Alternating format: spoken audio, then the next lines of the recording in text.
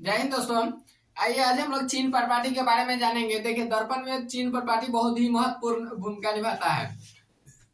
दोस्तों क्या होता है, चीन परिपाटी अगर जो नहीं पता होने के कारण है कि हम वस्तु दूरी को और प्रतिबिंब दूरी को ये सब गलत हम लोग कर लेते हैं कि माइनस में होगा कि प्लस में होगा। तो इसको जानने के लिए एकदम आसानी से देखिए दोस्तों, जानिए क्या होता है चीन परिपाटी। दोस्तों अगर जैसे एक हम दर्पण लेते हैं, क्या हम लोग जानना है चीन परिपाटी, चीन परिपाटी। ठीक है दोस्तों, देखिए इसके लिए क्या करेंगे, एक दर्पण बनाएंगे, एक दर्पण ले लेंगे ऐसे। आप लोग तो सीधा सिंपल जानिएगा, लेकिन हम आपको समझाने के लिए एक दर्पण ले लेते हैं। क्यों होता है, कैसे प्लस और माइनस होता है, इससे जान लीजिए। ठीक है दोस्तों, एक दर्पण ले लिए।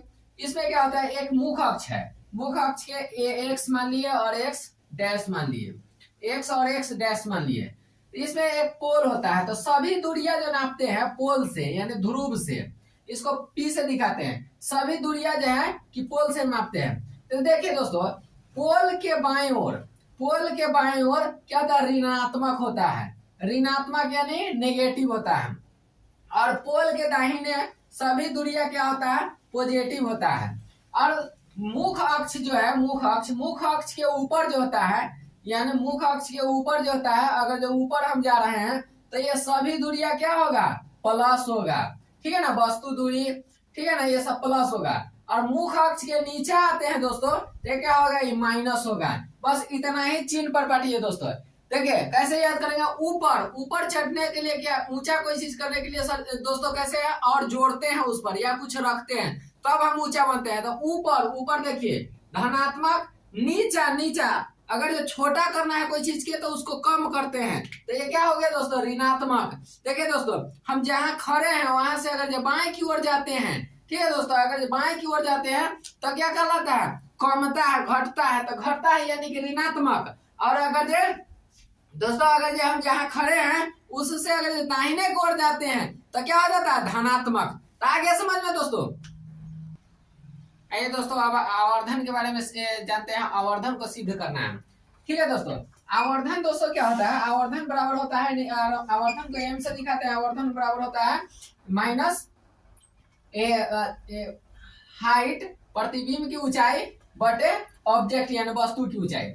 ठीक है दोस्तों, देखिए इसमें मुख्य बातें पहले जान लेते हैं। इसको सिद्ध करने से पहले मुख्य बातें जान लेते हैं। जैसे होता है वस्तु दूरी, वस्तु दूरी दोस्तों लिखे हैं एपी। एपी देखिए दोस्तों, यहाँ जो है ये और ये पी, यहाँ से यहाँ जो ये दूरी जो है से वस्तु दूरी है, इसको यू से दिखाते हैं, माइनस यू से।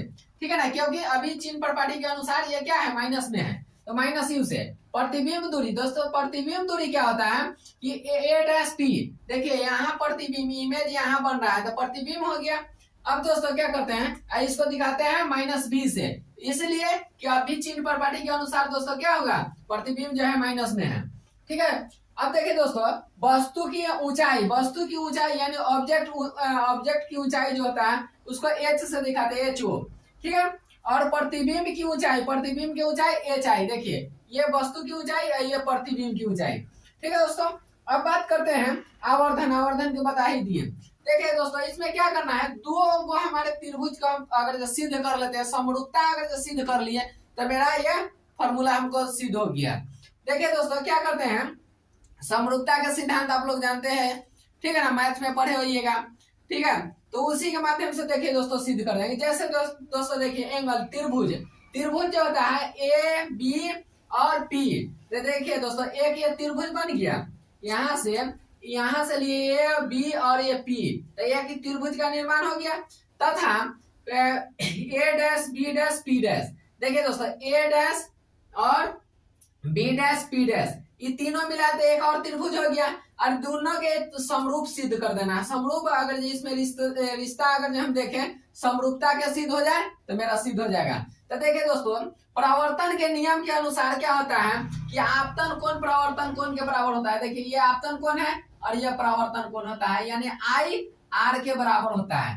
ठीक है दोस्तों, तो इसके अनुसार दोस्तों देखिए कि आई जो है, ये जो कोण बन रहा है बी पी ए, देखिए दोस्तों बी पी ए, ये जो तीनों है किसके बराबर हो जाएगा, ये हो जाएगा कौन, ए डैश पी और बी के। ठीक है दोस्तों, तो ये हो गया आपका प्रवर्तन के नियम के अनुसार। अब दोस्तों क्या होगा कि यहाँ देखिए ये होता है जब प्रवर्तन के नियम के अनुसार हो गया कि दो कोण सिद्ध हो गया। अब देखिए समकोण त्रिभुज में ये सॉरी समरूपता में देखिए यहाँ जो है ये 90 डिग्री का कोण है और ये भी 90 डिग्री का कोण है। तो देखिए दोस्तों ये 90 डिग्री के है, ये 90 डिग्री के, ये कोण मिल गया और एक ये कोण मिल गया और ये कोण मिल गया, यानी जितना डिग्री का ये कोण उतना ही डिग्री का ये कोण। तो एक कोण एक त्रिभुज का मिल गया, दूसरा ये भी है 90 डिग्री, ये भी 90 डिग्री। तो 90 डिग्री में कौन कौन सा कोण आ गया? B A P. देखिए बी ए और पी, और इसका क्या है कोण B dash A dash P dash. देखिए B dash A dash P dash, ये दोनों हो गया सिद्ध। तो देखिए दोस्तों यहाँ क्या होगा, समरूपता यहाँ सिद्ध हो गया। अब देखिए समरूपता से इसी आधार पर हम मान लेंगे, मान लेते हैं ये जो कोण है त्रिभुज जो है इसके बराबर हो गया, ये जो त्रिभुज है इसके बराबर हो गया। तो देखिए दोस्तों यहाँ लिख दिया समरूपता के अनुसार। अब देखिए दोस्तों जब समरूपता के अनुसार यानी एंगल एंगल एंगल यानी एंगल ए एंगल और एंगल तीनों अगर जो बराबर हो जाता है किसी त्रिभुज का, तो यानी उसका जो होता है लंब और आधार भी बराबर होता है। ठीक है दोस्तों, तो देखिए यहाँ लंब और आधार जब ये क्या है, देखिए यहाँ ये कोण जब मिल गया और ये कोण मिल गया और ये कोण मिल गया और ये कोण मिल गया, तो यानी ऑटोमेटिक है कि ये भी कोण मिल गया और ये भी कोण बराबर हो गया।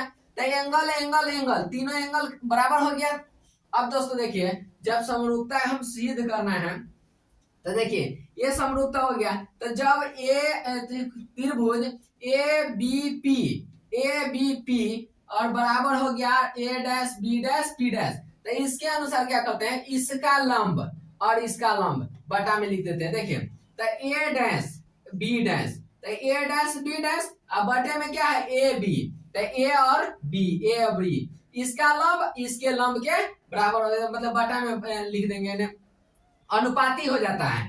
ठीक है, और देखिए उसी के अनुसार इसका आधार और इसका आधार, यहां से यहां तक ले दोस्तों जो है यहां से यहां तक ले इसका आधार और इसका आधार, ये दोनों क्या होगा अनुपातिक हो जाएगा यानी बटा में हो जाएगा। तो ए डैश पी, देखिए यहाँ ए डैश और पी बटे में हो जाएगा ए पी। ठीक है दोस्तों, ए और पी। ठीक है दोस्तों, यहां तक समझे। अब इसके आधार पर हम लिख सकते हैं कि ए डैश बी डैश ये क्या है, यहाँ देखिए तो ए डैश और बी डैश आपको जो है कि ऊंचाई जो होता है वस्तु की ऊंचाई है, यहाँ प्रतिबिंब की ऊंचाई, और इसी को हम क्या लिख सकते हैं ऊंचाई के एच आई। ठीक है दोस्तों, तो यहाँ क्या हो जाएगा H I minus H I, अब बटे में यहाँ वस्तु की ऊंचाई है, वस्तु की ऊंचाई ए बी।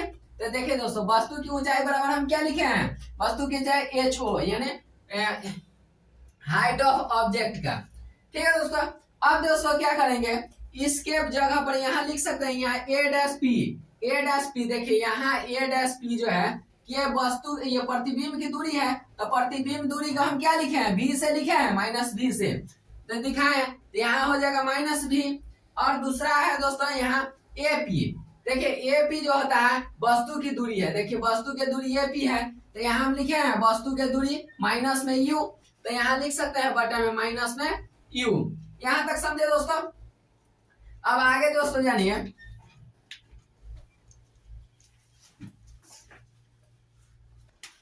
आइए दोस्तों देखिए यहाँ जो लिखे हैं यहाँ थोड़ा स्पेस कम मिला है इसलिए यहाँ आपको बता दे रहे हैं। ठीक है दोस्तों, तो देखिए दोस्तों यहाँ तक हम लोग समझ गए। अब दोस्तों देख रहे हैं माइनस, और ये इसमें भी ये माइनस है ये भी माइनस है। चिन्ह जब परिवर्तन करते हैं तो चिन्ह परिवर्तन करने के बाद जो हो रहा है कि एच माइनस यानी कि प्रतिबिंब की ऊंचाई और वस्तु की ऊंचाई जो है, तो इसको अगर चिन्ह बदलेंगे तो ये माइनस से माइनस खत्म हो जाएगा, तो यहाँ ये वाला माइनस जो है कि इसमें का माइनस इधर चलाएगा, तो इधर चलाएगा तो यहाँ भी बटे यू हो जाएगा दोस्तों। और इसी को देखिए दोस्तों यहाँ क्या है प्रतिबिंब की ऊंचाई और बटे यानी वस्तु की ऊंचाई, इसी को तो दोस्तों क्या कहते हैं आवर्धन, यानी एम से दिखाते हैं आवर्धन। तो आवर्धन अब इसके जगह पर हम लिख सकते हैं एम, और एम बराबर क्या हो जाएगा या यहाँ माइनस भी बटे यू हम लिख सकते हैं, और यही आपका प्रूफ हो गया, यही आपका प्रूफ हो गया। ठीक है दोस्तों, आवर्धन प्रूफ हो गया। थैंक यू दोस्तों। आज के लिए इतना ही।